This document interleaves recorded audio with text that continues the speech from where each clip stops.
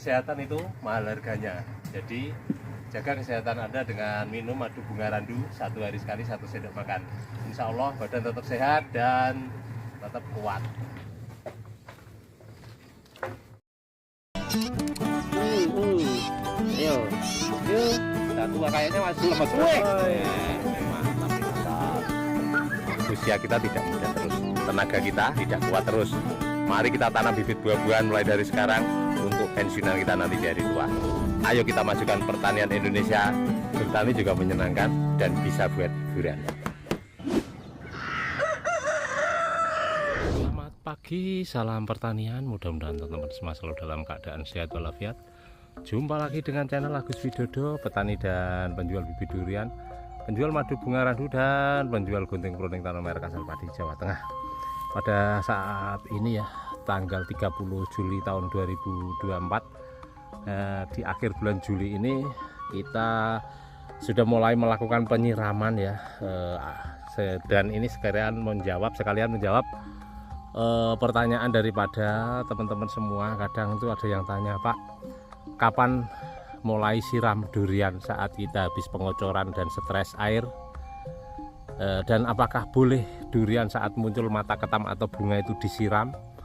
Dan pertanyaan lagi, dengan pupuk apa durian saat berbunga kita pupuk, apakah boleh dipupuk atau tidak? Ya, itu kita mau coba jelaskan ya, sesuai dengan pengalaman yang ada di kebun durian Agus Widodo ya. Kita masuk ya, kenapa ini udah mulai kita siram ya teman-teman. Jadi kita melakukan penyiraman itu dengan memakai patokan tanaman itu kan ukuran stres airnya itu kayak gimana sih, kapan sih mulai boleh kita siram tanaman durian kita saat proses pembungaan. Jadi di bulan-bulan akhir bulan Juli seperti ini ya, biasanya kita sudah beberapa kali melakukan pengocoran MKP dan boron. Biasanya juga sudah 2 sampai 3 kali ya. Ini kita ambil saja satu, biar maksimal ini. Soalnya di sini nanti juga muncul bunga lagi. Dan seperti ini ya, kita sudah nongol-nongol sedikit mata ketam. Dalam satu lahan itu ada beberapa pohon yang muncul mata ketam seperti ini. Nah, itu sudah langsung kita siram ya.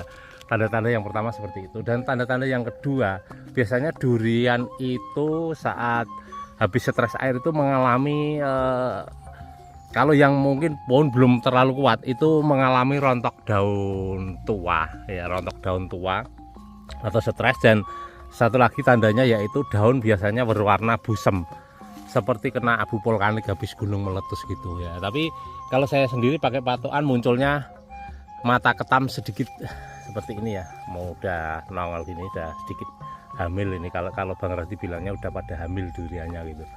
Nah itu patokan yang secara serempak ya, bukan yang di luar musim kayak gini. Kalau gini kan hanya 1-2 durian kayak gitu pentol, itu biasanya satu pohon ya ada 4, ada 5 kayak gitu. Tapi lumayan, 5 pun kalau durian musangking juga lumayan. Ini musangking ya teman-teman. Udah kita langsung siram. Siramnya berapa kali? Siramnya 2 sampai 3 hari sekali, lihat kondisi tanah. Kalau cuacanya panas ya itu bisa 2 hari sekali. Kita kesini dulu Oce. Ya, ini musangking juga ada yang belum sama sekali teman, tapi tetap langsung kita siram dalam satu lahan bersamaan supaya nanti cepat dorong keluarnya mata ketam. Karena kalau 1-2 sudah mengeluarkan mata ketam kayak gitu, berarti durian dalam satu lahan itu sudah mengalami kekurangan air atau stres air ya teman-teman. Nanti kalau sudah kita siram, biasanya kalau udah panas kita siram, itu bunga-bunga yang lain nanti akan menyusul. Ini juga sama ya, duri hitam udah mulai ngintip gini, nongol-nongol sedikit kayak gini, tapi tidak merata. Ada yang belum sama sekali cabangnya, ada yang sudah nongol-nongol kayak gini.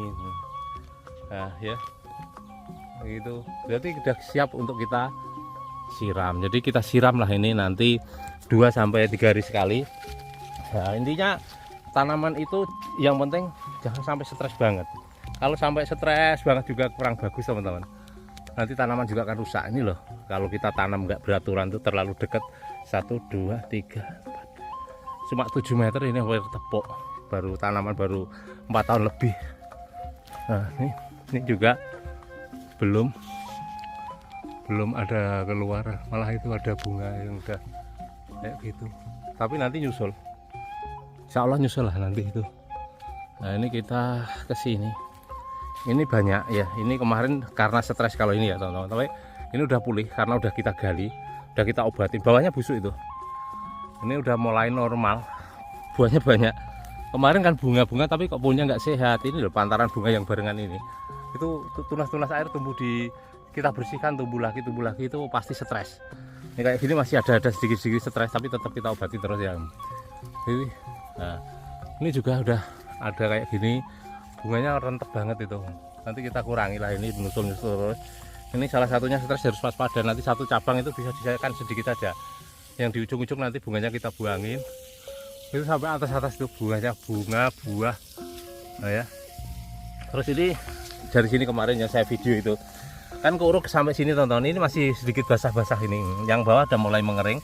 Ini agak naik-naik. Nanti kita coba colek-colek sedikit, kita kasih regen atau decis lagi sama antrakol. Yang pertama sekali kelihatan di sini waktu itu. Ini kita gali ya. Ini kuburnya sampai sini kemarin. Kita perlihatkan sedikit-sedikit akarnya, kita kasih jalan keluar air waktu itu.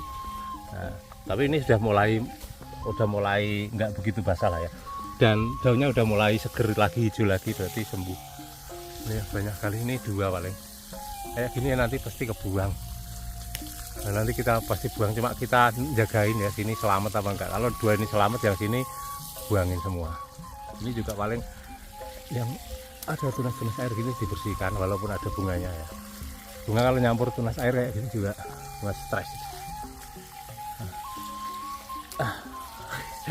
Kita buangin. Nih siramnya kayak gini. Siramnya tidak sampai menggenang ya. Siramnya hanya apa, basah merata gini. Ya tetap basah, cuma nggak basah sampai kimleng-kimleng sampai mele-mele, itu tidak. Sampai sejajar dengan ujung tajuk. Ya disiram kayak gitu. Nanti cepet bunganya, kalau yang kecil-kecilnya ya cepet nongol besar. Terus apakah boleh dilakukan pemupukan? Kalau sudah keluar bunga kayak gini teman-teman, itu sudah tidak kita pupuk lagi ya, tidak kita pupuk. Tapi kalau pengocoran belum selesai dan baru 1 atau 2 kali kok baru nongol gini, mau ditambahkan sekali lagi juga boleh. Tapi untuk pupuk bunga sendiri gini, nanti bunga kalau baru macam ketam seperti ini kita cuma siram saja. Nanti kalau sudah gede-gede seperti ini, nanti besar sedikit lagi, kita bisa kocor dengan karate plus boron sama itu, sama kalsium. Kita aduk ya, kita kocorkan sama dispray. Kalau untuk penyemprotan atau penyemprotannya kayak apa, kalau sudah berbunga kayak gini, penyemprotan seperti biasa, seperti penyemprotan hama 10-15 hari sekali itu, dengan kita tambahkan saat bunga masih kecil cukup ditambahkan tetap MKP sama boron saja ya. MKP sama boron tetap, spraynya masih, kocornya sudah stop. Spraynya insek, fungi, gandasil daunnya diganti gandasil buah, tambah MKP, tambah boron ya. Nanti kalau sudah bunga udah menol-menol agak besar, semprotnya juga ditambahkan kalsium. Nah nanti kalau sudah pentil jadi buah ya, jadi buah itu baru MKP-nya diganti KNO3. Kalau saya sendiri kayak gitu teman-teman ya. Kalau untuk bunga waktu mekar penyerbukan, insek sama funginya dihindari dulu gitu loh.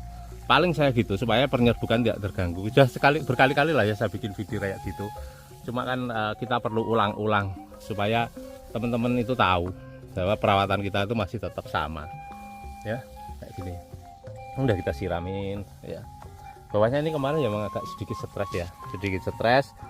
Terus apa, karena akarnya kita putusin, tapi untuk keselamatan pohon kita untuk kedepannya tidak masalah ya, kita stres. Saya juga mikir kemarin tuh, daripada kita nanti kok ini kita paksakan tidak kita bersihkan, bawahnya kok ternyata rusak, nanti kita tahun berikutnya nggak bisa panen lagi. Mending tahun ini ya, mungkin kalau toh terganggu buahnya nggak maksimal juga nggak banyak apa sedikit atau nggak buah pun, saya sudah siap.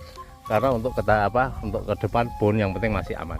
Terus ini yang tahun lalu buahnya 50 apa 60-an lah ya, 60-an lebih. Yang parah kena penggerek kok penggerek masih mending ya. Kumbang batang sampai sekujur batangnya kena, cabang-cabangnya kena semua.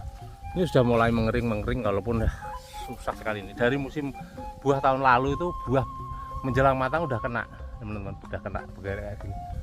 Muter ini nggak ada yang nggak kena, tinggal sedikit ini loh.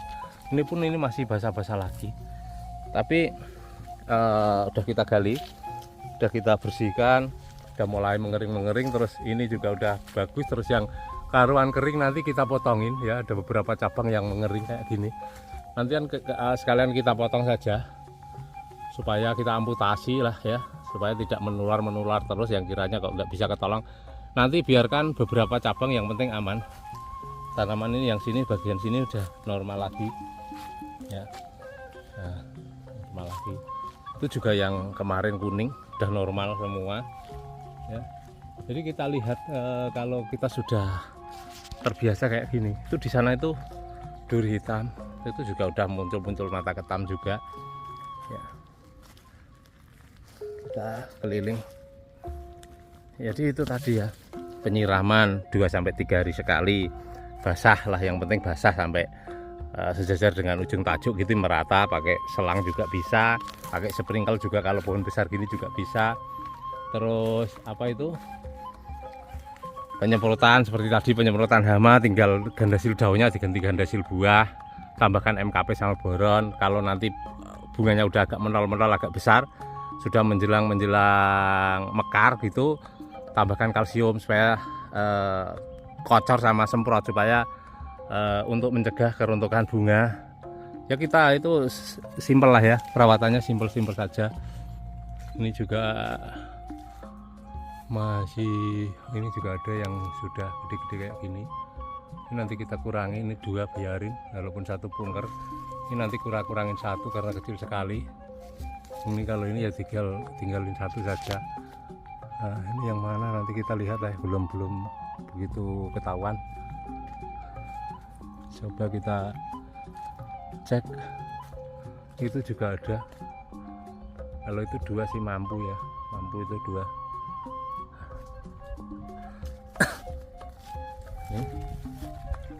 Kita keliling ya, yang penting itu pohonnya itu yang buat eksperimen kemarin yang kita batang utamanya itu ada 4 apa 5, coba kita cek. Yang kita potongin sama Bang Radi, sayangnya waktu itu habis potong nggak kita kontrol lagi, tunas airnya kita bersihkan. Harusnya ini habis potong kemarin ya, yang kita potong kan 1, 2, 3, itu kita potong separuh kayak gini ya, pendek-pendek, tinggalin pendek-pendek. Karena apa, itu waktu itu sudah saya jelaskan bahwa ini pohon batangnya 4, cabangnya banyak sekali, gede-gede, tapi nggak pernah berbuah banyak. Buahnya 3, 4 gitu. Ini sudah mulai ya, kemungkinan nutrisi tidak banyak terbagi sehingga bisa muncul bunga kayak gini. Cuma nanti kita bersihkan coba tunas airnya, ini mata ketamnya udah mulai nongol. Mudah-mudahan nanti berhasil ya percobaan kita. Kemarin mau kita potong sini, cuma yang sana itu gundul, nggak ada ya, jadi kita potong ya lumayan banyak lah, gede-gede yang kita potong. Mungkin yang lihat videonya juga tahu ya. Ini ya, kita coba keliling kayak gini. Jadi kita siram, nanti kita siram semua, walaupun belum keluar mata ketam sama sekali. Kalau 1-2 udah ada yang keluar mata ketam, berarti tanaman di sini udah mengalami kekurangan air atau stres. Itu ada yang kecil-kecil, ada yang begitu, udah nanti kita kurang-kurangi lah, kita sisakan 1-2 gitu. Kalau gini ibaratnya 1 pohon kayak gini teman-teman, udah ada yang berbuah di luar musim, walaupun nggak banyak. Ini pada nongol mata ketamnya, walaupun nggak banyak, ibaratnya itu buat apa, kalau buah 5 gitu aja ya, itu udah di atas 1 juta. Jadi kita udah tenang, nanti untuk susulannya kayak gini, nah itu udah hitung-hitung punya anu lah ya, sisanya buat kita lah ya. Paling enggak ada titik aman kalau ada yang buah di luar musim. Ini harusnya pakai gunting. Nah, udah mulai nongol mata ketam. Kita naik ke sini. Subang Moha tadi siram, nanti kita semprot. Sudah kemarin Bang Radi udah semprot. Baru daunnya udah seger-seger banget lah ya. Seger banget ini daunnya, subur sekali. Cuma masih kurang tua sedikit memang di sini. Kalau yang di Joglo udah hampir biur lah, udah 40-50%-nya udah keluar bunga di sana. Nah, ini baru-baru nongol gini loh, ngintip-ngintip kayak gini. Nanti kalau sudah kita siram teman-teman, nanti kedorong cepet nih. Nanti kedorong keluarnya mata ketam, kalau keluarnya bunga cepet. Wah, ini biar nggak silo kita geser ke sini.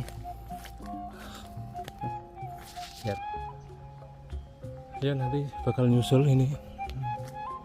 Udah keluar kayak gini nanti nyusul. Cepet kalau sudah keluar gitu, kena air siram 2-3 kali itu ya, 2 hari sekali nanti ya nongol.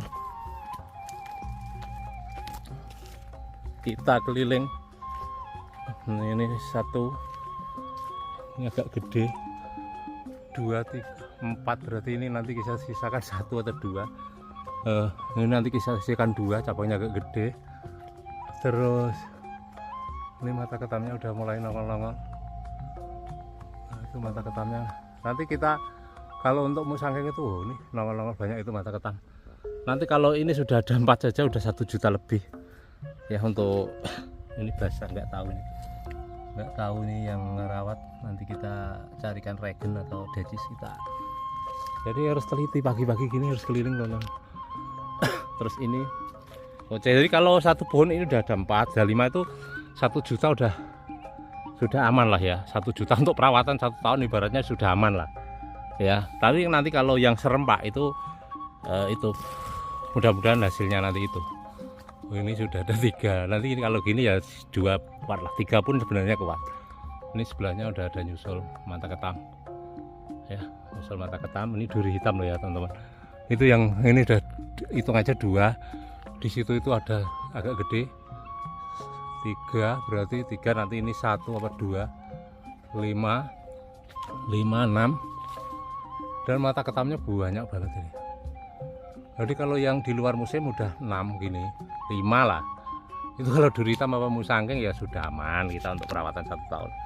Itu bukan teori yang berlebihan, jangan ngikut orang yang berteori secara berlebihan menghitung nanti pohon yang berbuah terbanyak dikalikan jumlah pohon itu. Jangan teman-teman, jangan kalau nanam durian itu jangan bermimpi terlalu tinggi, jatuh nanti nggak kuat bangun. Beneran itu saya nggak ngomong, jangan bermimpi terlalu tinggi, takutnya nanti bangun jatuh nanti kalau mimpinya terlalu tinggi. Kita itu kalau nanam durian itu rawat aja yang subur. Jangan ngitung berapa tahun pulih modal itu. Kalau kita nggak rawat 10 tahun pun nggak bakalan pulih modal. Saya sesuai kenyataan. Kalau saya sendiri bayangin, kalau saya nggak rawat bener-bener di usia 4 tahun 5 tahun saya nggak kuat kembali modal. Saya udah putus modal sudah. Apalagi nggak punya pekerjaan lain. Udah gulung tikar itu pasti itu. Bukan ngomong kosong saya. Gulung tikar kalau cuma ngitung tahun nanti pulih modal, kalau tanpa perawatan yang pasti. Kalau ini saya ngomong terus terang. Saya di usia 4-5 tahun itu memang kalau dihitung modal harusnya kembali. Karena ini udah usia yang ada yang 6 tahun, ada yang 5 tahun, ada yang 4 tahun udah. Mungkin teman-teman lihatlah udah beberapa kali berbuah. Kayak gini ya teman-teman. Ya, ini nanti kita sisakan 4. Kalau ini sudah bisa sisa 4, ini nanti habis. Mata ketam nanti habis. Tapi ini kalau nanti sisa 1 atau 2, susulannya kita kasih 1 aja. Jadi 1 cabang ini cukup menghasilkan 3 maksimal 4 untuk cabang segede gini. Jangan ngongso. Nanti kalau pengen tanamannya tetap bertahan bagus. Nih ya. Udah pada muncul semua. Ini loh banyak banget. Kalau toh kalau lagi bagus itu 1 cabang kecil ya jadi semua segitu, 1, 2, 3, 8. Padahal itu hanya butuh 2, 1, 3. Banyak kan yang buang. Kalau ini 2 sih mampu lah. Ya pokoknya nih yang di luar musim udah 5, 6 gitu sih udah. Ini kalau ini bunganya full kayaknya nanti. Super nih bunganya nanti. Ini loh tak zoom. Ya. Udah nongol-nongol gini, udah siram terus ini. Terus pemupukan nanti saja kalau pupuk untuk pengisian buah nanti kalau sudah sekelereng lah, segenggam lah. Itu nanti kasih subur kali saja. Kalau untuk pematangan rasa nanti bisa pakai dari Merauke juga SOP sama asam amino lah, dikocor sama disemprot juga bisa nanti itu ngikutin saja lah nanti video saya berikutnya. Kadang saya juga kurang lengkap dalam memberikan penjelasan ya, kadang udah pegang kamera sendiri, edit sendiri, ngomong sendiri gini, kadang ya ada yang lupa, bisa ditanyakan lewat WA saja. Ini ya, ini yang usianya 6 tahun super istimewa ini, kayak pohon beringin lebar, gagah, punya gede. Kemarin tak putusin akar bekas besarnya juga karena ketimbun daripada nanti kena masalah. Ini akar-akar besar yang melilit ke sini ya. Ini tak putus, gede banget ini, nanti kok tak putusin semua loh akar-akar atas. Terus kalau ini yang di luar musim, kayak gini, itu bisa di atas 20 teman-teman. Itu nggak percaya, banyak. Oh ini banyak banget ini. Ini sudah aman, dan nanti untuk bunga-bunga yang menyusul ya, mata ketam yang baru nyusul, itu nanti kita sesuaikan. Kalau toh kayak gini sudah pernah berbuah satu kok, nanti ini ada mata ketam lagi, itu kita buang. Cukup satu cabang ini menghasilkan satu saja nanti. Terus kayak gini, ini kan muncul mata ketam. Nah, kayak gini muncul mata ketam kayak gini. Nah ini kita bisa biarkan dua yang belum ada buah di luar musim. Kalau yang kayak gini udah satu dua ya udah, cabangnya nggak begitu besar, nanti itu kita kurangi yang bengkok ya. Banyak itu kayak gini ya udah positif jadi tuh. Kayak gini positif jadi, malah bunga lagi. Kalau cabang kayak gini nanti gini kok tua, ini bisa dikurangi ya, disisakan satu lagi ya. Dilihatlah kalau kecil kayak gini ya, nanti kalau terjadi ya satu. Ini kemarin sempat bunga, gagal bunga lagi. Karena kecil kayak gini nanti satu, paling habis satu, ini kering nggak apa-apa, soalnya ini menjulur ke bawah. Itu di situ banyak ya. Jadi kayak gini teman-teman, saya tuh telaten dalam perawatan. Ini sudah siram urut ya, ini udah kita siram 2 atau 3 kali ya, dari semenjak ada 1-2 mata ketam itu udah mulai kita siram teman-teman ya, udah kita siram. Terus ini kita yang pojok sini udah di luar, di mepet ini, dia usianya di 4 tahun jalan ke-5 ini juga udah kita siram 2-3 kali, udah langsung ini, langsung nongol semua itu mata ketamnya. Udah ada yang bunga, ada yang mata ketam ya. Kita dalam menghitung ya rata-rata saja, kan ada dalam satu kebun itu di antara usia 3, 4, 5, 6 gitu, itu biasanya ada yang berbuah 30, ada yang 40, ada yang 50, ada yang 7, ada yang 2, ada yang enggak buah. Nah, ngitungnya rata-rata saja teman-teman. Kalau saya mau istilahnya ngumbluk gitu, mau ngomong gedabrus ya, itu saat itu tak hitung yang buahnya 60 dikalikan sekian pohon, tapi enggak gitu teman-teman. Jadi kita dalam bertani durian itu harus siap segalanya. Siap segalanya apa? Menghadapi ke depan kayak apa, itu kemungkinan yang dipikir yang terburuk saja. Suatu misal sekarang harga musangking ini kita ngitung 200.000, 200 sampai 225, walaupun di pasar itu ada yang 450, ada yang 500, kita ngitung sudah 200 saja. Itu untuk sekarang. Tapi kalau kita ngitung ke depannya, ya udah saya ngitungnya ya sekilo 100 atau 75, atau bahkan satu butir 100 pun kita sudah siap, karena pohonnya udah besar, kita rawat. Berbuah 20 saja sudah 2 juta, perawatan lah 600. Kalau sudah besar kayak gini ya cukup, bikin longgar 1 juta ya.